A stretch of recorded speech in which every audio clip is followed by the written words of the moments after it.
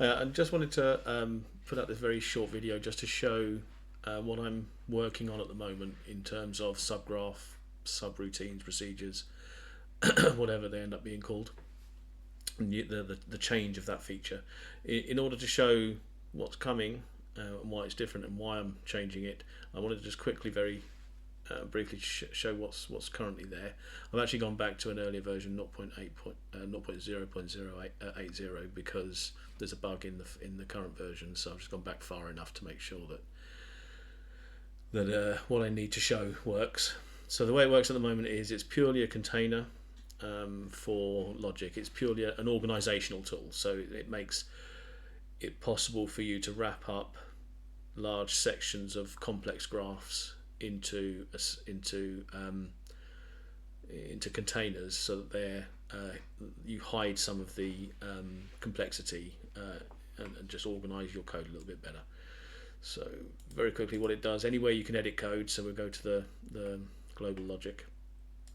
You can add a subgraph node, and it comes in as empty, just got the flow in and flow out. But unlike other nodes, you've got this arrow here, which allows you effectively to dive into the subgraph itself. So you'll notice the header changes to show that you're in a subgraph. And when you're in here, you can add most of your standard nodes plus a few extra ones that are specific to the subgraph. So inputs and outputs and flow in. So the flow in, you must have one of these. This is where the flow comes into your subroutine, if you like. It's the entry point. There is only a single entry point. You can't have always or triggers, that sort of thing. You have to just run the code, and I'll show you why in a minute. And then you can have any number of inputs and outputs, and these translate to ports back up on the node, which I'll show you in a minute. You give each input a name and output a name. You can have multiple output nodes with the same name. They will only result in a single port on the top level node, and that's because you might have different flows through that result in a different value that you want to output on that port. So you can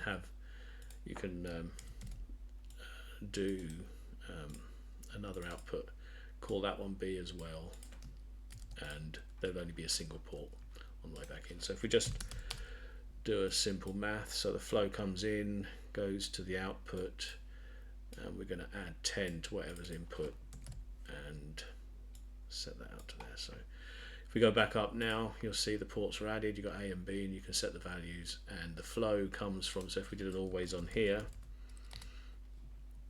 it would come in, and that would then flow into the flow in. We can put whatever we want on the input to the graph, and we can use the output on the way out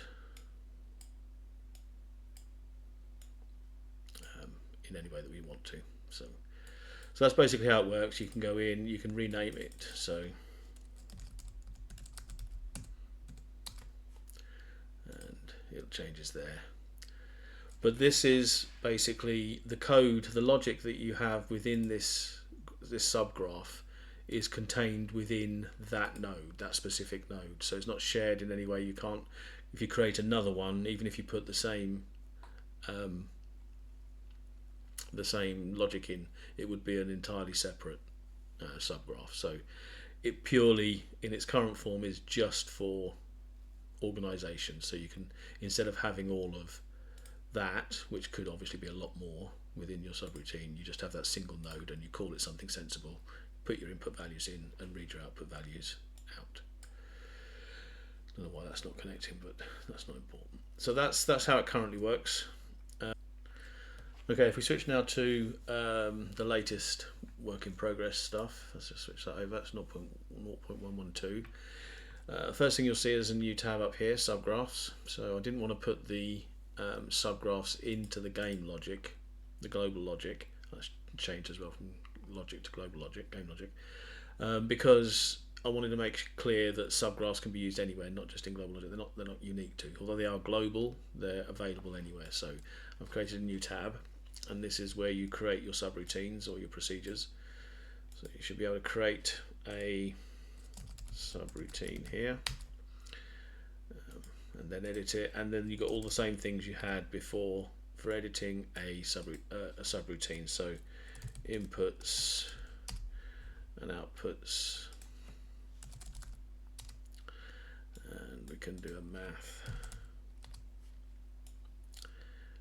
and do the same thing as we did on the previous test. So we'll call that one B and that one A, and we'll add 10 to it. So it's exactly the same example.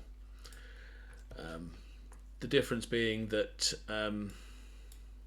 you rename the routine here and edit the routine. At the moment it's just the name that you can change there. There may be other things. And then wherever you want to use those routines, so you can create as many as you like.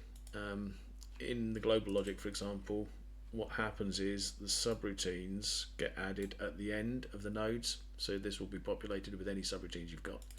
So if I do that, it drops in the subroutine node now with all the stuff populated.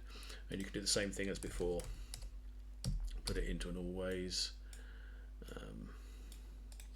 Enter a value.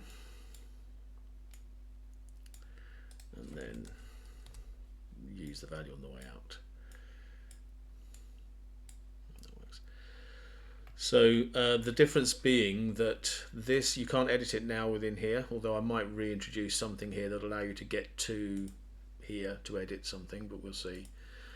For now, if you want to edit the contents of this subroutine, you go to the subgraphs and you edit in here, and it will be saved as a single logic graph, and then wherever you use it, this node is calling exactly the same logic graph. So if you come back here and you make a change here and change it to 20, then when you actually use it here, it's using that same logic graph. And if you do multiple ones, so if I add another one, it's still using exactly the same one, and over in objects, rooms, etc. Anyway you use it, it will use exactly that same one. So that's basically how it's going to work here. I haven't even considered yet how I'm going to do this on the spectrum side, but that's the basic idea. So you create your subgraphs as isolated things, a list of different routines in here that you can reuse anywhere that you would use your normal logic.